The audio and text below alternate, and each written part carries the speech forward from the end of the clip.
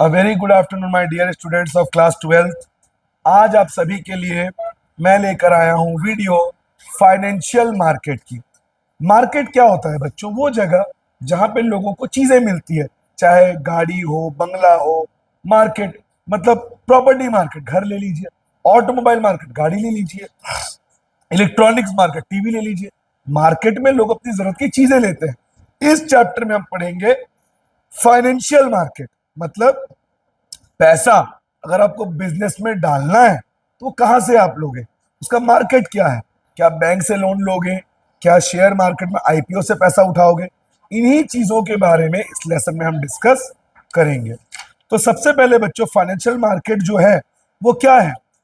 Saver और borrower के बीच का लिंक है। सेवर, जैसे मान लो फॉर एग्जांपल ये बैंक है, मैंने अपना सरप्लस फंड यहां जमा कर दिया। सेवर। अब मान लो फॉर एग्जांपल ये स्टूडेंट मेरे सामने है, बैंक जाता है लोन लेने के लिए, तो ये बोरोवर है, तो बैंक इसको लोन दे देगा। तो ये क्या मेरे पास आया? ये बैंक गया लोन लेने के लिए, मैं गया बैंक में सेविंग करने के लिए। तो बैंक लिंक है सेवर और बोरोवर के बीच में। सेवर अपना पैसा जमा करता है बैंक में, बोरोवर भी लोन कहां से लेता है? बैंक से। तो इन दोनों के बीच का ये क्या है? लिंक है। ठीक है।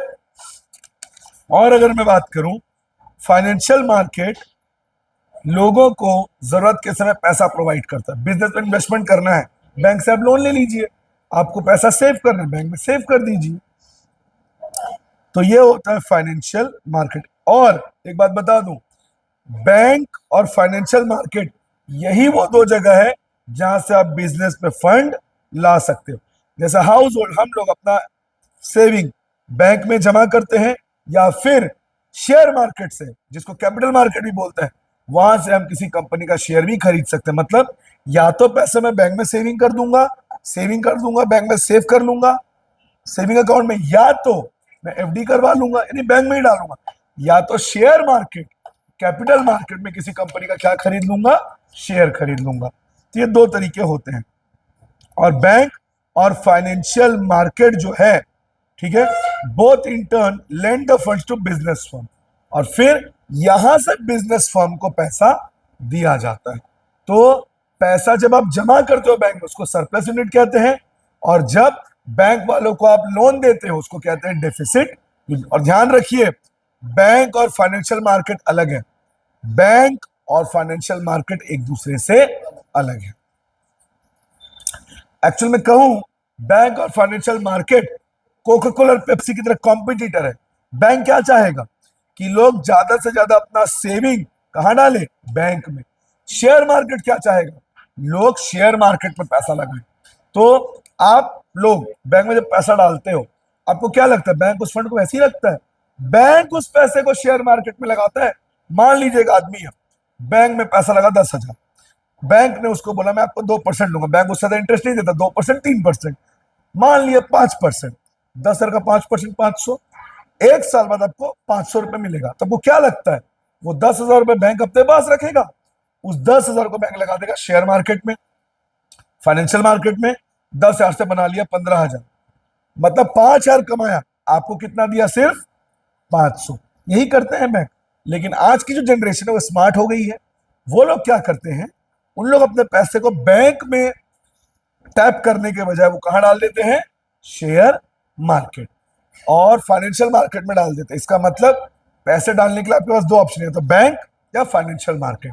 अब आपके ऊपर है कि आप पैसा कहां डालना चाहते हो। जो पुरानी जनरेशन है उनके मन में यह सोच है कि शेयर मार्केट जुआ है, गैम्बल है, तो आज भी वो अपना पैसा बैंक में ही टैप करते, बैंक में ही सेव करते हैं।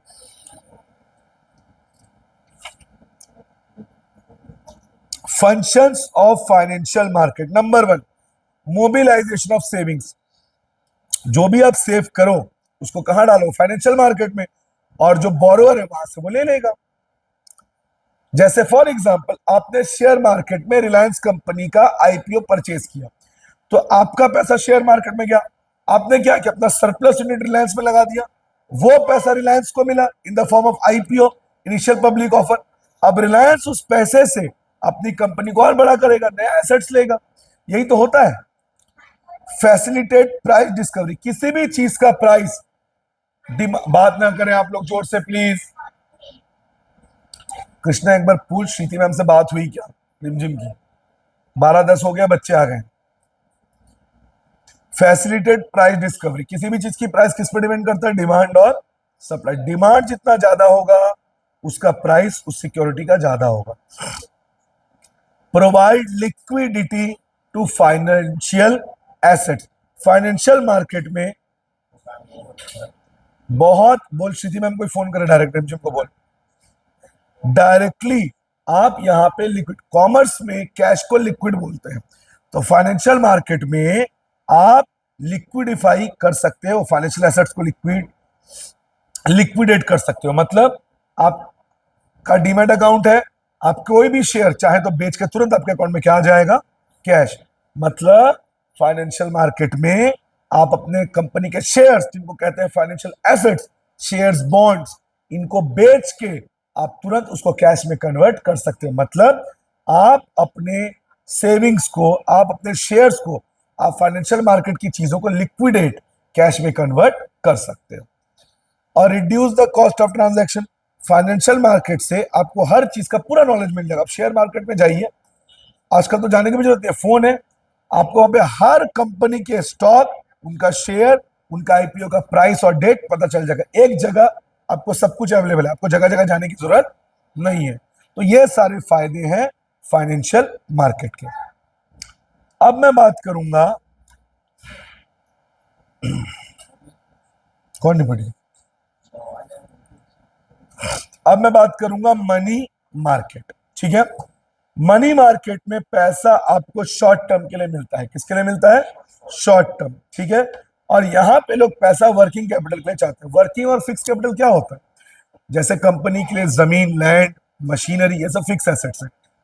उन मशीन्स पे रॉ मटेरियल लगेगा, वर्कर्स को सैलरी देनी पड़ेगी, इलेक्ट्रिसिटी का बिल देना पड़ेगा, वो सब क्या है? Working capital.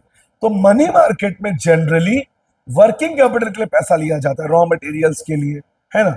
अगर आपको फिक्स एसेट्स चाहिए, बड़ी बड़ी मशीन और जमीन, तब आप जाओगे फाइनेंशियल मार्केट में। लेकिन अगर आपको शॉर्ट टर्म के लिए चाहिए, रॉ मटेरियल्स के लिए, वर्कर्स को सैलरी देने के लिए, तब आप क्या उठाओगे? Money market. और मनी मार्केट जो है ये किसके अंडर में आता है? RBI, Reserve Bank of India, State Bank of India, LIC, ये सब किसके अंडर में है? मनी। और इसका कोई फिक्स ज्योग्राफिकल लोकेशन नहीं है। बैंक मुंबई में भी है, छत्तीसगढ़ में भी है, एलआईसी के ब्रांचेस ऑल ओवर इंडिया है, तो इसका कोई फिक्स ज्योग्राफिकल मार्केट नहीं है। इसके मेजर प्लेयर कौन है? आरबीआई, कमर्शियल बैंक और एलआईसी और GIC. Instruments of money market, सबसे पहला कॉल मनी। कॉल मनी क्या होता है? कॉल मनी का मतलब, कृष्ण एक बार पॉज करते, कॉल करना है।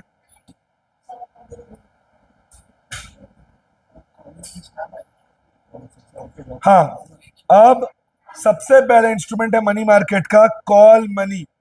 जो शॉर्ट टर्म के लिए लिया जाए उसे कहते हैं कॉल मनी। जनरली बैंक इसको यूज करते हैं। मान लीजिए स्टेट बैंक को आज अपने वर्कर्स को सैलरी देनी है, किसी वजह से उसका लिंक फेल हो गया। स्टेट बैंक ने पीएनबी को फोन किया, बोला यार मेरे को 10 लाख भेज दे, मेरे को अपने वर्कर्स को सैलरी देनी है, और 2 दिन या 1 दिन बाद वो उसको पेमेंट वापस कर देगा। इसको कहते हैं कॉल मनी। और हाँ, इसमें संडे और हॉलीडेज को इंक्लूड नहीं किया जाता। जैसे स्टेट बैंक ने लिया 3 दिन के लिए और बीच में संडे आ गया, तो क्या वो काउंट होगा? वो काउंट नहीं होगा। और कॉल मनी का इंटरेस्ट अलग अलग होता है, कहीं 6% तो कहीं 12%। ये देखो, 15 दिन, 1 दिन से लेके 15 दिन तक। और कॉल मनी का जो इंटरेस्ट है उसे कहते हैं कॉल रेट। ये बहुत वॉलेटाइल है, चेंज होते रहता है। ट्रेजरी बिल, इसको जीरो कूपन बॉन्ड भी कहते हैं। मैं आपको बता रहा हूं मनी मार्केट के इंस्ट्रूमेंट्स के बारे में। ठीक है, जनरली इसमें क्या आता है? बैंक और एलआईसी। और फाइनेंशियल मार्केट में मैंने बोला था आपको, बैंक अलग है। अगर फाइनेंशियल मार्केट को मैं प्रॉपरली बोलूं, फाइनेंशियल मार्केट में एक साइड कैपिटल मार्केट और एक side money market. Capital market मतलब शेयर मार्केट, और मनी मार्केट मतलब बैंक और एलआईसी। कैपिटल मार्केट का हेड कौन है? SEBI, security exchange board of India. और मनी मार्केट में जो बैंक उनका हेड कौन है? RBI, Reserve Bank of India. Treasury bill, इसको आरबीआई गवर्नमेंट की तरफ से इशू करता है। समझाता हूं कैसे। मान लीजिए कोरोना के समय सरकार के पास बजट में बहुत डेफिसिट हो गया, बहुत कमी हो गई। अब सरकार को पैसा चाहिए, मुश्किल समय में लोग क्या करते हैं, अपनी प्रॉपर्टीज बेच देते हैं। तो सरकार ने ट्रेजरी बिल को बेच दिया और आरबीआई ट्रेजरी बिल को गवर्नमेंट की तरफ से बेचा। अब मान लीजिए मैंने गवर्नमेंट का ट्रेजरी बिल खरीद लिया 10,000, 3 महीने बाद मुझे सरकार पैसा वापस करेगी, तो आपको क्या लगता है मेरे को पूरा 10 मिलेगा? मेरे को 10,500 मिलेगा, 11,000 मिलेगा। मतलब मुझे कुछ इंटरेस्ट भी, मतलब सरकार को जरूरत के समय क्या लेना पड़ रहा है, लोगों से हेल्प लेनी पड़ रही है। इसके लिए सरकार क्या बेचेगी? Treasury bill. और ये कभी फ्रॉड नहीं होता, बिकॉज ये सीधे कौन इशू करती है? गवर्नमेंट ऑफ, और इसको जीरो कूपन बॉन्ड भी कहते हैं। और इसके थ्रू लोग गवर्नमेंट का ट्रेजरी खरीदते हैं और सरकार को पैसा भी मिलता है। इसके लिए आरबीआई नया करेंसी भी प्रिंट करती है, इसको डेफिसिट फाइनेंसिंग भी कहते हैं। और ये कम से कम मिनिमम अमाउंट इसका कितना है? 25। एक एग्जांपल दे देता हूं आपको। एक इन्वेस्टर ने 3 महीने का ट्रेजरी बिल लिया, ठीक है, with a face value of 2 lakh for 1,90,000। मतलब उसने सरकार को 1,90,000 दिया, लेकिन 3 महीने बाद जब उसको पैसा मिलेगा, उसको कितना मिलेगा? 2 लाख। कितना इंटरेस्ट मिला? 10,000। Commercial bill. कमर्शियल बिल एक बिजनेस दूसरे बिजनेस पे खींचता है, मतलब ड्रॉ करता है। जैसे मान लो मैं एबीसी कंपनी हूं, मैंने एक्स लिमिटेड को कुछ बेचा, तो मैं उसके ऊपर एक बिल ड्रॉ करूंगा, बिल्स रिसीवेबल, कल को मुझे उससे पैसे मिले। और वो क्या ड्रॉ करेगा? बिल्स पेबल, क्योंकि उससे पैसे देने हैं। तो एक बिजनेस दूसरे बिजनेस के ऊपर ये करता है। और जनरली इसका टाइम 90 दिन होता है, 3 महीना, 1 महीने से 3 महीना। समझ गए? इसको क्लास 11 में पढ़े हो तुम लोग, अगर याद हो। Bill of exchange, bills receivable, bills payable, हाँ वही। जो पैसा देता है वो ड्रॉई है, और जिसको पैसा मिलता है, जो बिल बनाता है, वो कौन है? जैसे मैं सामान बेच रहा हूं, तो मैं क्या करूंगा? बिल बनाऊंगा, तो मैं ड्रॉअर हूं। जिसके लिए बिल बनाया, जो उसको एक्सेप्ट करके पैसा देगा, वो कौन है? ड्रॉई। समझ गए? और जनरली ड्रॉअर को ही पैसा मिलता है। तो ये क्या होता है? Commercial bill. समझ गए? ड्रॉअर को पैसा मिलता है, ड्रॉई पैसा देता है। समझ गए? इसमें पेयर पे भी होता है। और एक बात आपको बता दूं कि कभी कभी बिल को डिस्काउंट भी कराते हैं। जैसे मान लो मैंने हर्ष को माल बेचा, हर्ष मेरे को 3 महीने का बिल बना के दिया। आज कौन सा महीना है? सितंबर। तो ये मेरे को पैसा देगा दिसंबर में, लेकिन मेरे को अर्जेंटली अभी पैसा चाहिए, तो मैं इसके बिल को कहां जमा कर दूंगा? बैंक में। बैंक मेरे को पैसा देगा, और 3 महीने बाद जब ये पैसा देगा, पैसा किसको मिल जाएगा? बैंक। पर तुमको क्या लगता है मेरे को पूरा पैसा मिलेगा? जैसे कुछ परसेंट कट के मिलेगा। जैसे मानो 3,000 का बिल है, तो बैंक मेरे को 1,900 देगा, 2,900 देगा। कितने रुपए काट लिया? समझ गए कमर्शियल बिल क्या होता है? बैंक ने मुझे कितना दिया? 2,900। कितना रुपए काट लिया? 100। और जब तुमको देगा, तुम पैसा दोगे, तो बैंक पूरा 3,000 रखेगा। इसको क्या बोलते हैं? Discounting the bill. अगला है commercial paper. Commercial paper India में पहली बार 1990 में आया था, जो पब्लिक और प्राइवेट सेक्टर कंपनी इशू करती है 15 दिन से 1 साल के लिए। लेकिन ये हर कंपनी इशू नहीं कर सकती, ये वही कंपनी इशू कर सकती है जिसका बहुत रेपुटेशन हो, क्योंकि अनसिक्योर्ड होता है। कल को प्रॉमिसरी नोट आया, कमर्शियल पेपर, भाग गया, तो तुम्हारा तो पैसा डूब गया। तो टाटा, रिलायंस, श्रीति, उस क्लास में पढ़ा दोगी क्या? तो कुछ बच्चों को यहां भेज दो ना, जो मतलब क्या तुम पढ़ा रही हो, तो दोनों का वॉइस ना मिल रहा है, तो वीडियो में थोड़ा दिक्कत हो जाए।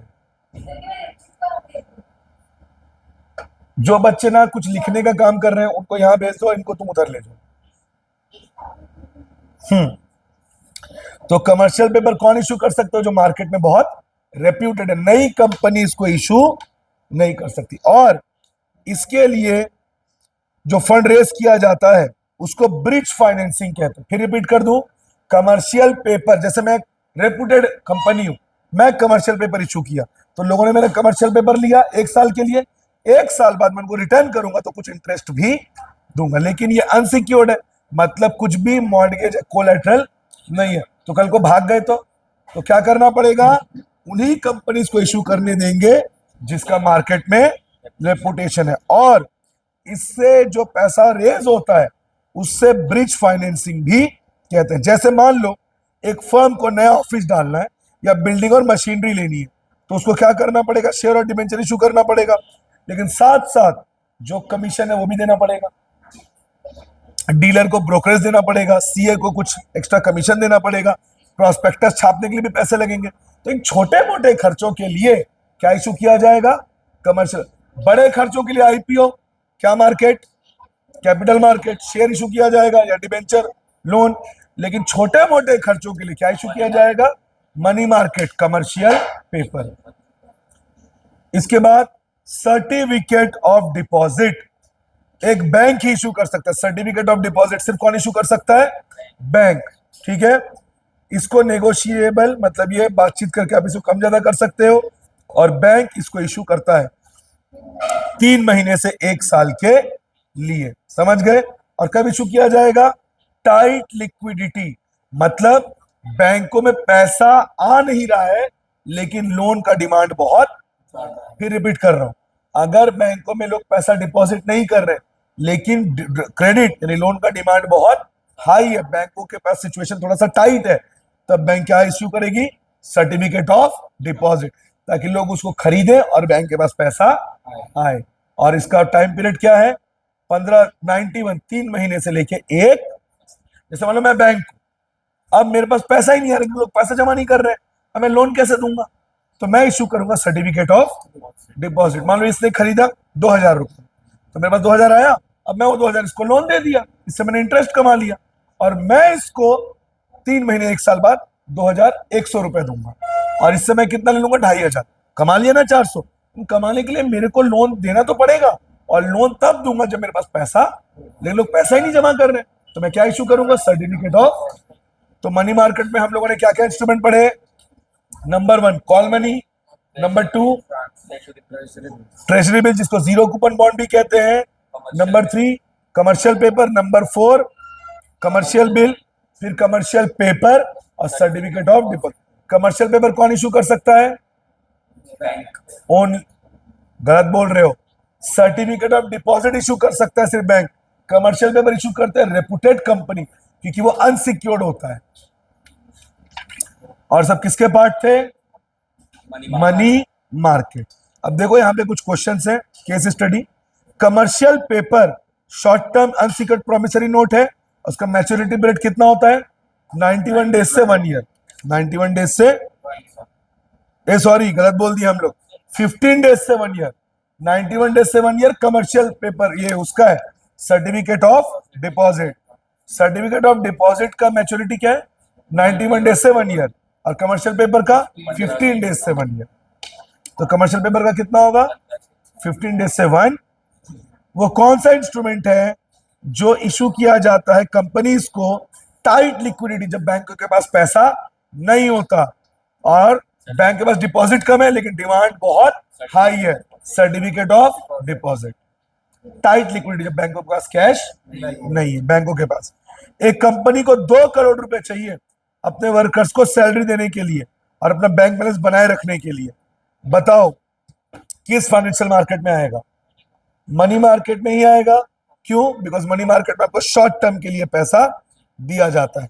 और कौन सा इंस्ट्रूमेंट? कॉल मनी, याद है? जब आपको पेमेंट करना इमरजेंसी में क्या लेते हैं? Call money. बोला था ना, टाटा का एग्जांपल भी दिया था, लिंक फेल हो गया, वर्कर को पेमेंट देना है, और कॉल मनी का इंटरेस्ट बहुत वॉलेटाइल होता है, ऊपर नीचे होते रहते हैं, और उसका टाइम पीरियड 15 दिन, 1 दिन से लेके 15 दिन होता है शायद, if I am not wrong, 1 दिन से लेके 15 दिन। गणेश स्टील लार्ज क्रेडिट वर्दी कंपनी, मतलब विश्वास के लायक, जिसका ट्रैक रिकॉर्ड बहुत अच्छा है। इंडिया के लिए वो स्टील बना रही, क्या बनाती है? स्टील, इंडियन मार्केट के लिए। अब वो एशिया में घुसना चाहती है, मतलब अपने बिजनेस को बढ़ाना चाहती है, केटर करना चाहती है डिमांड को, और उसने डिसाइड किया बड़ी बड़ी हाईटेक मशीनें लेकर आएगी। इन्वेस्टमेंट बहुत बड़ा है, तो उसे क्या चाहिए? Long term finance. It decides to raise fund by issuing equity share. क्या इशू करेगी? शेयर। और इसके लिए बहुत बड़ा फ्लोटेशन कॉस्ट चाहिए। फ्लोटेशन कॉस्ट के लिए कौन सा इंस्ट्रूमेंट है? Commercial paper. कमर्शियल पेपर कितने दिन के लिए होता है? 15 दिन से लेके 1 साल। और किसके लिए यूज किया जाता है फ्लोटेशन कॉस्ट के साथ साथ? शॉर्ट टर्म नीड, जैसे ब्रोकरेज कमीशन एंड ऑल। समझ गए? क्लियर? अब हम घुस रहे हैं कहा? Capital market. फाइनेंशियल मार्केट के दो पार्ट्स हैं, एक मनी मार्केट और एक कैपिटल। मनी मार्केट हम लोगों ने पढ़ लिया, अब हम क्या पढ़ेंगे? Capital market. कैपिटल मार्केट में आपको लॉन्ग टर्म और मीडियम टर्म्स के लिए फंड मिलता है। शॉर्ट टर्म मतलब 1 साल, यहां पे आपको लॉन्ग टर्म के लिए पैसा मिलेगा। Share, debenture, mutual fund, public deposit. इसमें खेल है लंबे समय का। सबसे पहला feature, link between saver and investor. तुम पढ़ते आ रहे हैं, कैपिटल मार्केट में जो पैसा डाल रहा है वो सेवर है, जो वहां से पैसा उठा रहा है वो इन्वेस्टर है, बोरोवर है। ये कहा किस में डील करता है? Long term investment. शेयर और डिबेंचर लॉन्ग टर्म के लिए ही होता है। इंटरमीडियरी, यहाँ पे अलग अलग इंटरमीडियरी होते हैं। जैसे सुनो ना, शेयर मार्केट में डील करना, डीमैट खुलाना पड़ेगा, और यहाँ पे दो चीजें होती है, एक CDSL central depository security limited और एक एनएसडीएल नेशनल सिक्योरिटी डिपॉजिटरी। इसी के थ्रू तुम यहाँ पे पैसा लगा सकते हो, जिसको इंटरमीडियरी भी कहा जाता है। ये जीरोधा, ये तुम्हारा फॉरेक्स गलती से बोल दिया, जीरोधा ग्रुप, सब क्या है? इंटरमीडियरी तो है। इसी के थ्रू तुम शेयर मार्केट में पैसा लगाते हो। कैपिटल फॉर्मेशन, यहां पे जो कैपिटल मार्केट है यही देश की इकोनॉमी को आगे लोगों को क्या किया जाता है? अट्रैक्ट किया जाता है। आप मेरी कंपनी में पैसा लगाइए, मेरी कंपनी का आईपीओ लीजिए, आपको बहुत ज्यादा प्रॉफिट। जैसे अभी के समय में सबसे अच्छी चीज क्या है? एआई, आर्टिफिशियल इंटेलिजेंस और ईवी, इलेक्ट्रॉनिक व्हीकल्स। बिकॉज आने वाले समय में इसी का राज। ऐसी कंपनी में पैसा लगाओगे, तुम्हारा कैपिटल बढ़ेगा, देश का भी फायदा होगा, देश को टैक्स मिलेगा। पता है ना, तुम शेयर मार्केट से जो पैसा कमाते हो उसमें टैक्स भरना पड़ता है, उसको क्या कहते हैं? Capital gain tax. तो इससे देश का भी भला होगा, नौकरियां बढ़ेंगी। आवाज ना करें। और गवर्नमेंट रूल्स, अब मैंने क्या बोला था? कैपिटल मार्केट का हेड कौन है? SEBI, security exchange board of. पहले इसके पास ज्यादा पावर नहीं था, लेकिन 1992 में हर्षद मेहता का जो स्कैम हुआ उसके बाद गवर्नमेंट ने सेबी को बहुत ज्यादा पावर। अब सेबी नई कंपनी का लाइसेंस कैंसिल भी कर सकती है। और तुम लोग सुने भी होंगे शेयर मार्केट में निफ्टी और सेंसेक्स, जहां पे देश की टॉप की 50 कंपनियां रजिस्टर्ड होती है। एक अच्छा कैपिटल मार्केट क्या होगा? जहां पे आपको कम रेट में आप शेयर्स खरीद सको, सब कुछ ट्रांसपेरेंट हो, कुछ भी फ्रॉड या इलीगल ना हो, इन्वेस्टर्स के साथ किसी प्रकार का फ्रॉड ना हो, इन्वेस्टर्स को हर चीज का नॉलेज मिले और आसानी से शेयर मार्केट में डीलिंग्स। अब types of capital market, primary market और सेकेंडरी मार्केट। डोंट पॉज कर। अब हम पढ़ेंगे कैपिटल मार्केट में जो दो टाइप्स है, प्राइमरी मार्केट और सेकेंडरी मार्केट। बहुत इंपॉर्टेंट है ये। प्राइमरी मार्केट में शेयर प्रोस्पेक्टस से इशू होता है फर्स्ट टाइम। जब जोमेटो ने पहली बार आईपीओ लाया, प्राइमरी मार्केट। जब रिलायंस पहली बार आईपीओ लाया, प्राइमरी। जैसे आप लोग पहली बार दुकान जाके जो नया सामान लेते हो, प्राइमरी मार्केट। अगर कंपनी के आईपीओ से आप पहली बार शेयर खरीदते हो, सिक्योरिटी, क्या है वो? प्राइमरी। इसके लिए कंपनी क्या इशू करती है? प्रोस्पेक्टस, कि आप हमारी कंपनी में पैसा लगाएंगे तो आपको ये बेनिफिट होगा, ये पैसा मिलेगा, इतना इतना डिविडेंड। मतलब फर्स्ट टाइम अगर कंपनी के आईपीओ के थ्रू आप कुछ खरीद रहे हो, क्या है वो? Primary market. शेयर खरीदो, शेयर और सिक्योरिटी। ऑफर फॉर सेल, इसमें कंपनी ऑफर करती है कि अगर आप हमारे स्लॉट में शेयर लेते हो आपको ये चीजें मिलेंगी। इसमें डिविडेंड भी मिलता है। कोका कोला का शेयर जो वॉरेन बफे ने लिया था तब, जब पहली बार कोका कोला ने आईपीओ लाया था, और आईपीओ लाने को कहते हैं कंपनी गोइंग पब्लिक। अगर कंपनी में सिर्फ ओनर का पैसा लगा है, क्या है वो? प्राइवेटली। लेकिन if I am saying company is going public, मतलब कंपनी क्या ला रही है? आईपीओ। इसमें आप पैसा लगाओगे तो आपको रिटर्न मिलेगा। जो कोका कोला कंपनी का शेयर है वॉरेन बफे के पास, उसको करोड़ों रुपए डिविडेंड के तौर पे मिलते हैं। इनफैक्ट ये भी बता दूं, जो उस कंपनी का सीईओ है उसकी सैलरी से ज्यादा डिविडेंड किसको मिलता है? वॉरेन बफेट को, एज डिविडेंड। और इसमें दो तरीके हैं, या तो आप डायरेक्टली ऑफर करो पब्लिक को, या आप किसी ब्रोकर को हायर करो। ब्रोकर आपकी तरफ से शेयर बेचेगा, आपको फॉर्मेलिटी करने की जरूरत नहीं है, आपको टेंशन नहीं लेना है, अब बदले में ब्रोकर को कुछ कमीशन दे दो। प्राइवेट प्लेसमेंट, प्राइवेट प्लेसमेंट सिर्फ और सिर्फ जो रेपुटेड कंपनीज है उनको शेयर बेचा जाता है। किसको? रेपुटेड कंपनीज को। इसमें होता क्या है, सबसे पहले कंपनी एक इंटरमीडियरी को, एक एजेंट को शेयर बेचेगी, और सेकंड स्टेप में जो इंटरमीडियरी है आम जनता को नहीं, रेपुटेड क्लाइंट्स को, जैसे LIC, state Bank of India, ऐसे रेपुटेड क्लाइंट्स को शेयर बेचे जाएंगे। समझ गए? ये वो लिखा भी है, LIC जनरल इंश्योरेंस। अब private placement method cost saving method है, क्योंकि इसमें अंडरराइटर फीस, कमीशन ये सब नहीं लगता। समझ गए? जो नई कंपनियां है वो इस मेथड को यूज करती। क्यों? नई कंपनी में आम जनता को उतना भरोसा, तो इसीलिए जो नई कंपनी है वो प्राइवेट प्लेसमेंट के थ्रू बड़े बड़े क्लाइंट्स को, रेपुटेड क्लाइंट्स को अपने शेयर हाई प्राइस में बेचती है। राइट इशू, ये 11th क्लास में भी था। बोनस शेयर, मेरी कंपनी में 4 लोग सबसे पुराने हैं, सबसे पुराने शेयर होल्डर, और मैं बोनस देने वाला हूं। आज मेरी कंपनी में 3 लोग और जुड़े। पहला हक इन 3 लोगों का है या उन 4 लोगों का है? क्योंकि वो मेरी कंपनी में शुरू से जुड़े।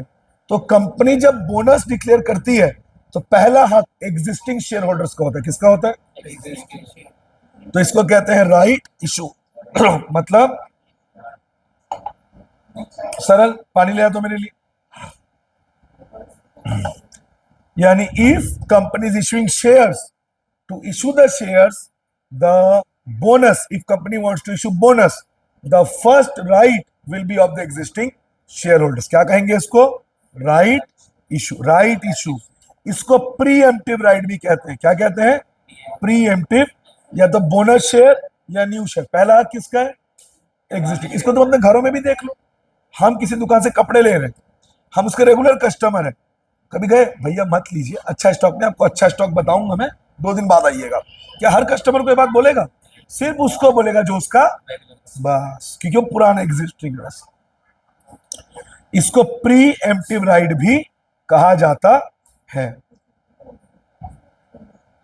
और जो स्टॉक मार्केट है वो एग्जिस्टिंग कंपनीज को कहता है कि पहले पुराने शेयर होल्डर्स को दो, फिर नए को दो। क्योंकि पता है इससे क्या होता है, अगर आपने नए लोगों को ही शेयर दे दिया पहले, जो पुराने लोग हैं उनका कंपनी में कंट्रोल थोड़ा सा, इसको बोलते हैं वाटर द लिक्विडिटी। क्या बोलते हैं? या वाटर देयर इक्विटी। अगर मैं पुराने लोगों को शेयर दे रहा हूं तो उन्हीं का कंपनी में दबदबा बना रहेगा, लेकिन मैं नए लोगों को दे रहा हूं, पुराने लोगों को ना दिए, तो पुराने लोगों का दबदबा, कंट्रोल कंपनी से कम हो जाए। क्या बोलेंगे इसको? Water their equity. और EIPO, आजकल सारा कुछ किसके होता है? Internet, online. आजकल आपको ऑनलाइन एक फोन होना चाहिए और एक इंटरनेट कनेक्शन। आपको शेयर खरीदना भी ऑनलाइन है, बेचना भी ऑनलाइन है। क्या बोलेंगे इसको? Electronic initial public offer, EIPO। आपको हर दिन अलग अलग कंपनी का IPO आता है, तुम स्लॉट बुक कर लो ऑनलाइन, डीमैट खोल के, सारा काम किस में हो जाएगा? ऑनलाइन या फोन में। क्या था ये? Primary market. तो प्राइमरी मार्केट में क्या क्या पढ़े? प्रोस्पेक्टस के थ्रू नया शेयर इश्यू करना, प्राइवेट प्लेसमेंट, रेपुटेड क्लाइंट्स को देना, ऑफर फॉर सेल, 2 तरीके, डायरेक्ट बेचो या इंटरमीडिएट को हायर करो, वो बेचेगा, सारा रूल्स वही फॉलो करेगा, तुम उसको कुछ कमीशन दे देना। राइट इशू, प्रीएम्प्टिव, नए शेयर से बोनस शेयर पहले किसको देना है? एग्जिस्टिंग शेयर होल्डर्स पे। और EIPO, आजकल सारा काम किसके होता है? ऑनलाइन। अब हम डिस्कस करेंगे सेकेंडरी मार्केट। क्या डिस्कस करेंगे? सेकेंडरी मार्केट में सेकेंड हैंड। अब जैसे मान लो फॉर एग्जांपल, ये फोन मैंने संगीत को बेच दिया। ये फोन मैंने पहले किससे लिया था? दुकान से। प्राइमरी मेरे को दुकान यानी कंपनी का परमिशन लेके मैंने लिया, अब मेरे को इसको बेचना है। क्या मैं, कौन सी कंपनी, वीवो, क्या मैं वीवो से पूछने जाऊंगा? सेकेंडरी, कुछ समझ आया? तो प्राइमरी मार्केट में पहली बार खरीदा जाता है, सेकेंडरी मार्केट में। अब समझो, मैंने जोमेटो का आईपीओ लिया प्राइमरी, अब मैंने उस शेयर को किसी थर्ड पर्सन को बेच दिया, क्या कहलाएगा वो? मतलब फर्स्ट टाइम अगर आईपीओ के थ्रू आप शेयर बुक करते हो प्राइमरी, अब आप उस शेयर को किसी और को बेचते हो तो सेकेंडरी। और सेकेंडरी मार्केट में आपको कंपनी से परमिशन लेने की जरूरत नहीं पड़ती। और सेकेंडरी मार्केट से कैपिटल फॉर्मेशन नहीं होता, किससे होता है? प्राइमरी मार्केट से। ध्यान रखें, प्राइमरी मार्केट डायरेक्टली कंट्रीब्यूट करता है, सेकेंडरी मार्केट इनडायरेक्टली कंट्रीब्यूट करता है। समझ गए?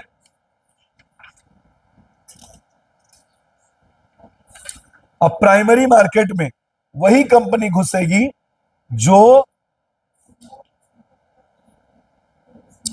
कोई भी घुस सकती है प्राइमरी मार्केट, कोई भी कंपनी अपना आईपीओ लॉन्च कर सकती है। लेकिन सेकेंडरी मार्केट में वही कंपनी घुस सकती है जो सेबी से रजिस्टर्ड है। फिर रिपीट करो, प्राइमरी मार्केट में कोई भी, वैसे प्राइमरी में भी रजिस्टर्ड आपको होना पड़ेगा, लेकिन सेकेंडरी मार्केट में रूल्स थोड़े से ज्यादा स्ट्रिक्ट है। प्राइमरी मार्केट में कंपनी क्यों आती है? फंड रेज करने के लिए। क्या रेज करने के लिए? फंड, अपने ऑपरेशंस के लिए। प्राइमरी मार्केट का कोई फिक्स ज्योग्राफिकल एरिया, लेकिन सेकेंडरी मार्केट में जब आप शेयर खरीदते बेचते हो, मार्केट 9 बजे खुलता है और 4 बजे बंद हो जाता है। प्राइमरी मार्केट का शेयर का प्राइस कौन डिसाइड करेगा? कंपनी के ओनर।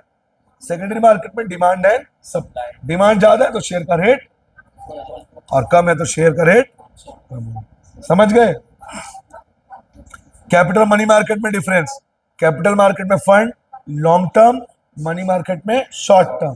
कैपिटल किसके अंडर, किससे कंट्रोल होता है? सेबी। मनी मार्केट आरबीआई और एलआईसी उसमें आते हैं।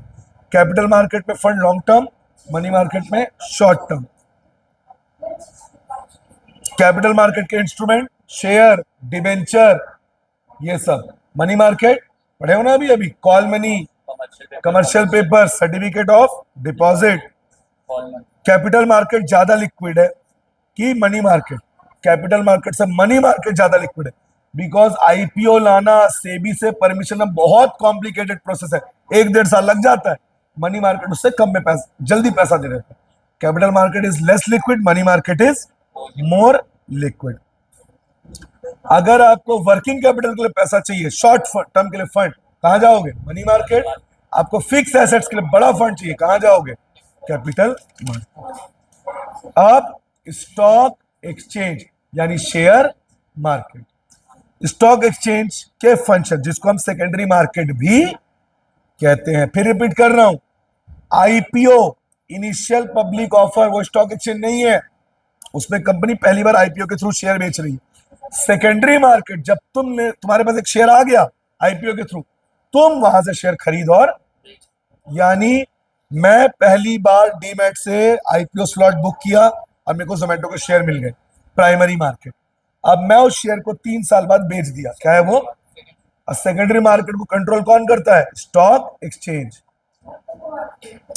देश में कितनी तरक्की हो रही है यहीं से पता चलता है। अगर स्टॉक मार्केट में शेयर खरीदे और बेचे जा रहे हैं, मतलब लोगों के पास भरपूर पैसा है, मार्केट बहुत आगे बढ़ रहा है। Pricing of security, pricing of security क्या होगा? स्टॉक मार्केट में डिमांड और सप्लाई से ही डिसाइड होता है किसी शेयर का रेट कितना ज्यादा होगा, कितना कम होगा। सेफ्टी, शेयर मार्केट या स्टॉक मार्केट में वही कंपनियां काम करेंगी जो सेबी से रजिस्टर्ड है, मतलब यहां पे पैसे डूबने का खतरा नहीं है। इकोनॉमिक ग्रोथ, देश में डेवलपमेंट होगा जब शेयर खरीदे और बेच जाएंगे, पैसा है मार्केट में और कंपनियां आगे बढ़ रही हैं।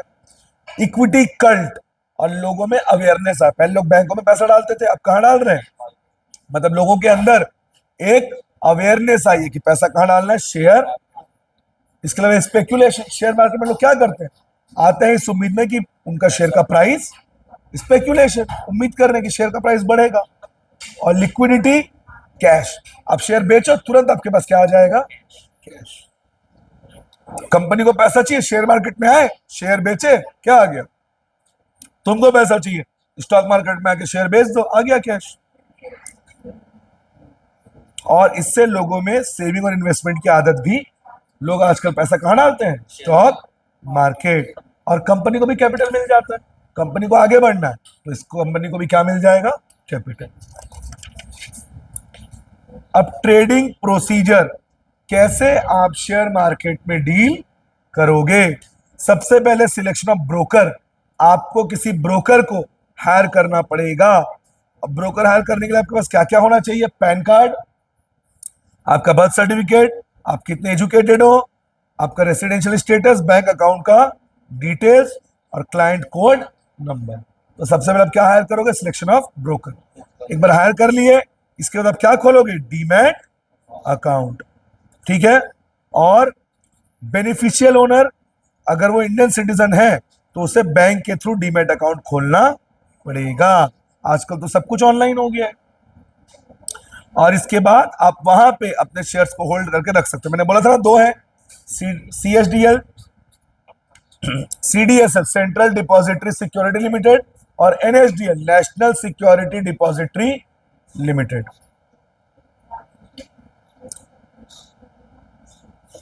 इसके बाद प्लेसिंग द ऑर्डर, एक बार डीमैट अकाउंट खुल गया, आप इसका ऑर्डर प्लेस करोगे। आपने रिलायंस का 100 शेयर उठा लिया 10 रुपए के हिसाब से,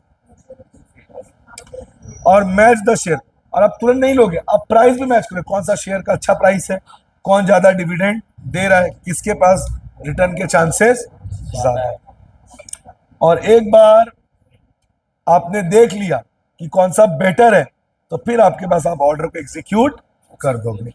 इसके बाद इशू ऑफ कॉन्ट्रैक्ट नोट, एक बार आपने ऑर्डर प्लेस कर दिया तो जो ब्रोकर है आपको कॉन्ट्रैक्ट इशू करेगा। और बात कर, तो बार बार कॉल कर रहे हैं। और एक बहुत इंपॉर्टेंट डॉक्यूमेंट है, बिकॉज इसमें पूरा डिटेल होता है कॉन्ट्रैक्ट नोट में कि आपने कितने शेयर लिए, कितने में लिए, कितना क्लेम आपको मिलेगा, एवरीथिंग। और इसमें कोड नंबर भी होगा जो स्टॉक मार्केट आपको इशू, क्योंकि आप जैसे करोड़ों शेयर होल्डर है। इसके बाद आपने एक बार कॉन्ट्रैक्ट नोट मिल गया तो आपको शेयर्स की डिलीवरी हो जाएगी। और जिस दिन शेयर की डिलीवरी हो गई उसको कहेंगे पे इन डे। समझ गए? ये इमीडिएटली होना चाहिए। एक बार आपको कॉन्ट्रैक्ट नोट मिल गया तो आपको कैश पे करना पड़ेगा। आजकल तो ऑनलाइन पेमेंट हो जाता है, उसको क्या बोलते हैं? पे इन डे। फिर सेटलमेंट साइकिल, सेटलमेंट साइकिल क्या होगा? T+2 डेज, मतलब अगर कॉन्ट्रैक्ट मंडे को हुआ है तो पेमेंट 2 दिन, मतलब वेडनेसडे तक आपको कर देना है। और T+2 डे में the stock exchange will deliver the share to the other broker. मतलब अगर आपने पेमेंट नहीं किया, नहीं सॉरी उल्टा बोल दिया मैंने, आपने पेमेंट कर दिया तो आपको शेयर की डिलीवरी हो जाएगा। पे आउट डे, आपने ऑर्डर एग्जीक्यूट किया, पे इन डे, आपने पेमेंट कर दिया तो आपको शेयर की डिलीवरी हो गई, पे आउट। फिर रिपीट कर रहा हूं, इन्वेस्टर को डिलीवर द शेयर सोल्ड और pay cash for the share bought. अगर आपने शेयर खरीदा है आपको पेमेंट करना है, और आपने शेयर बेचा तो आपको पेमेंट मिलेगा। और ये कैसे होगा? This should be done immediately after receiving the contract note. Contract note के बाद तुरंत आपको ये करना, पे इन डे। और अगर 2 दिन के बाद पेमेंट का साइकिल है तो उसको क्या बोलेंगे? पे आउट डे। मतलब ट्रांजैक्शन मंडे को हुआ, पेमेंट आपको वेडनेसडे तक दे देना है। और एक बार आ गया तो ब्रोकर को पे आउट डे के 24 घंटे के अंदर पेमेंट करना पड़ेगा, क्योंकि उसको पेमेंट आ चुका है। ब्रोकर मतलब कौन?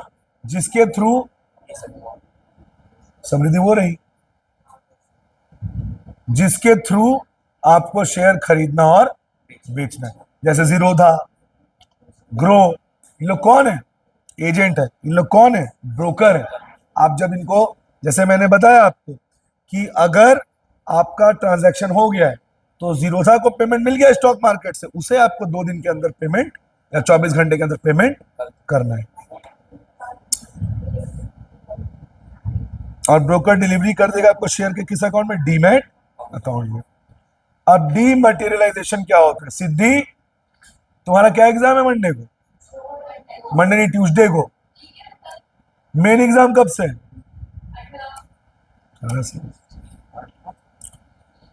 डीमटेरियलाइजेशन क्या होता है, अब हम डिस्कस करेंगे किसके बारे में?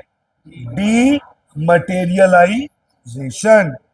डीमटेरियलाइजेशन का मतलब, पहले शेयर्स को फिजिकल फॉर्म में रखना पड़ता था, आजकल शेयर्स को फिजिकल फॉर्म रखने की जरूरत, डीमैट अकाउंट में इलेक्ट्रॉनिकली आप शेयर्स को रख सकते हो। इससे फायदा क्या है?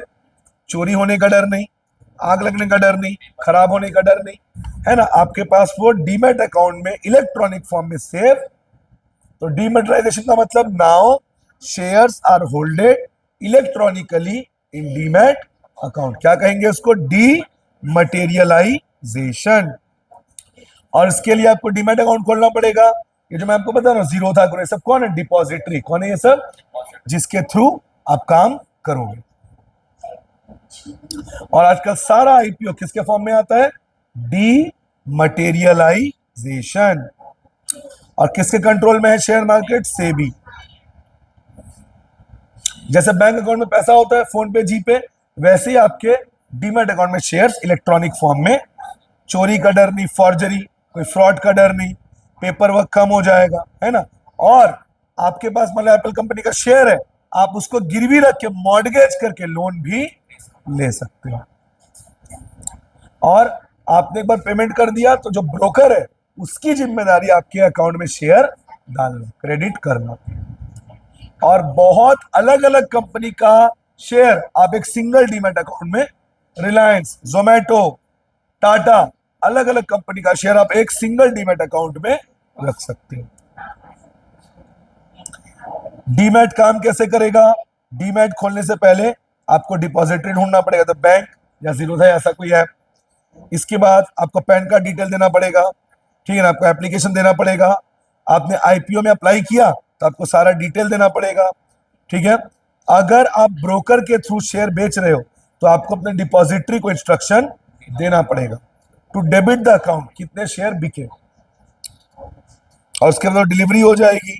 और ब्रोकर को एक बार पेमेंट मिल गया तो वो उस व्यक्ति को पेमेंट कर देगा जिसने शेयर, जैसे मैं हूं, मैं एक शेयर होल्डर, मैंने शेयर बेचा किसके थ्रू?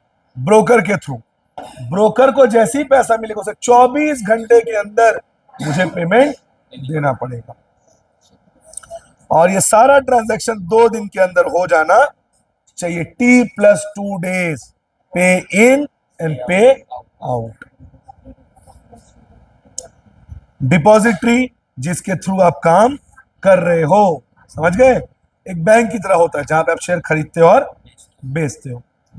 ये शेयर डिबेंचर होल्ड करता है, लेकिन वही काम कर सकता है जब सेबी से आपको सर्टिफिकेट, ये जो जीरोधा जिनकी बात मैं कर रहा हूं, जीरोधा को, इन सब को सेबी से रजिस्ट्रेशन मिला हुआ है। और डिपॉजिटरी पार्टिसिपेंट, जो डिपॉजिटरी का क्या होता है? एजेंट। सेबी गाइडलाइन के अकॉर्डिंग ब्रोकर और बैंक तभी डीपी बन सकते हैं, डिपॉजिटरी पार्टिसिपेंट, अगर वो सेबी से रजिस्टर्ड है। और स्टॉक मार्केट के इंडेक्स सेंसेक्स और निफ्टी। निफ्टी में हमारे देश की 50 बड़ी कंपनियां रजिस्टर्ड हैं, और सेंसेक्स बॉम्बे स्टॉक एक्सचेंज में देश की 30 बड़ी कंपनियां रजिस्टर्ड। आप किसी के भी थ्रू शेयर मार्केट में जा सकते हो। डीम्यूचुअलाइजेशन, जानते हो डीम्यूचुअलाइजेशन क्या होता है? पहले पूरे शेयर मार्केट को ब्रोकर लोग ओन करते थे, ब्रोकर लोग कंट्रोल करते थे। हर्षद मेहता के टाइम ब्रोकर लोग बहुत ज्यादा मार्केट को अपने हिसाब से इन्फ्लुएंस करते थे, मार्केट में फॉर्जरी करते थे, फ्रॉड करते थे। तो इंडियन गवर्नमेंट ने क्या किया? ब्रोकर से पावर लेकर किसको दे दिया? सेबी को। इस प्रोसेस को क्या कहेंगे? डीम्यूचुअलाइजेशन। डीम्यूचुअलाइजेशन का मतलब डीम्यूचुअलाइजेशन, ताकि ब्रोकर और क्लाइंट के बीच में झगड़ा ना हो। डीम्यूचुअलाइजेशन मतलब अब स्टॉक मार्केट को ओनरशिप पहले कौन कंट्रोल करता था? ट्रेडर और ब्रोकर, उनके ओनरशिप से उसको अलग कर दिया, ताकि ब्रोकर अपने पर्सनल फायदे के लिए शेयर्स को खरीदी बेचे ना। समझ गए? अब पूरा कंट्रोल किसके हाथ में है? सेबी। तो the government of India took control of the share market from the traders and brokers who actually influence the market for their personal gains. And now the total control is given to the hands of SEBI.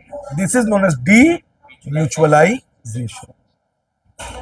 अब SEBI security exchange board of India 1988 में इसको setup किया गया था। इसका काम पहले एक वॉचडॉग का था, सिर्फ रेगुलर देखता था, ऑब्जर्व करता था, लेकिन 1992 के हर्षद मेहता स्कैम के बाद इसको लीगल स्टेटस दे दिया गया, इसको पावरफुल अथॉरिटी बना दिया गया।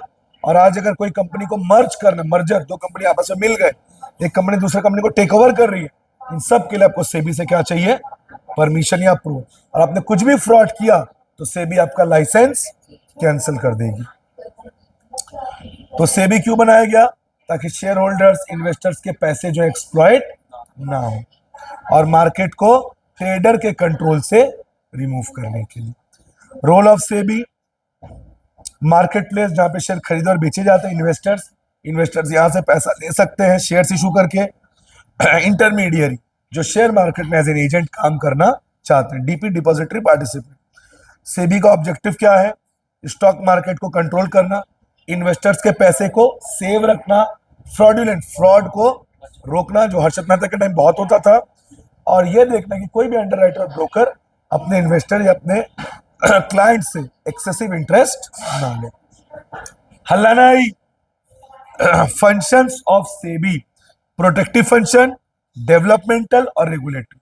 तीन फंक्शन होते हैं, प्रोटेक्टिव, डेवलपमेंटल और रेगुलेटरी। सबसे पहला है प्रोटेक्टिव फंक्शन। प्रोटेक्टिव फंक्शन क्या होता है?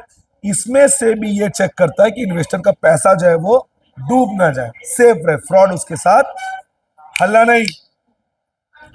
प्राइस रिगिंग, कई बार क्या होता है, जो कंपनी के ओनर्स होते हैं वो जानबूझ के शेयर्स के प्राइस को पंप अप करके बहुत हाई कर देते हैं और फिर उसको पंप करके बेच के पैसा कमा लेते हैं। बेचारे जो रिटेल इन्वेस्टर्स होते हैं फंस जाते हैं। तो इसको रोकने के लिए भी किसका काम है? सेबी का। इनसाइडर ट्रेडिंग, अगर तुम रिलायंस से जुड़े हो और तुम कंपनी का confidential information, company bonus share issue करने वाली है, किसी नए प्रोजेक्ट पर पैसा डालने वाली है, इस इंफॉर्मेशन को तुमने किसी उसके कंपटीटर को, टाटा को लीक कर दिया, जैसे क्या बोलेंगे? इनसाइडर। इनसाइडर ट्रेडिंग में इंडिया में उतनी बड़ी सजा नहीं होती, पर अमेरिका में इसकी सजा बहुत स्ट्रिक्ट है, 10 साल, 15 साल से 20 साल। समझ गए? जिसको क्या कहते हैं? इनसाइडर। मैं कंपनी का सीईओ, मुझे पता है कंपनी लोग कल बोनस शेयर इशू करने वाले, और बोनस शेयर में कंपनी के ओनर्स का हक, लेकिन मैंने अपनी बीवी को बता के उसको फ्रॉड नाम से कंपनी का बोनस शेयर खरीदवा दी। गलत किया ना मैंने? क्या है ये? Insider trading. या मैंने मतलब अपने दोस्त को बोला तू खरीद ले, दोस्त ने 2 करोड़ कमा ली, मैंने अपने कंपनी का सीक्रेट लीक करके कमाया, इनसाइडर ट्रेडिंग। और सेबी फ्रॉड होने से भी रोकता है, क्योंकि अगर आपको आईपीओ लाना है आपको सेबी में डॉक्यूमेंट जमा करना पड़ेगा। 1 साल का प्रोसेस है, सेबी सब कुछ स्क्रूटिनाइज करेगा, चेक करेगा। तो सेबी सारी चीजों को देखता है और फेयर प्रैक्टिसेस को ही प्रमोट करता है। और सेबी, मैंने बोला, लाइसेंस भी कैंसिल कर सकता है और बिजनेस को बंद भी, बिकॉज सेबी को गवर्नमेंट ने बहुत पावर दिया हुआ है। और डेवलपमेंटल फंक्शन, डेवलपमेंटल मतलब मार्केट के लोगों को सेबी का ज्यादा से ज्यादा नॉलेज देना, शेयर मार्केट का नॉलेज देना।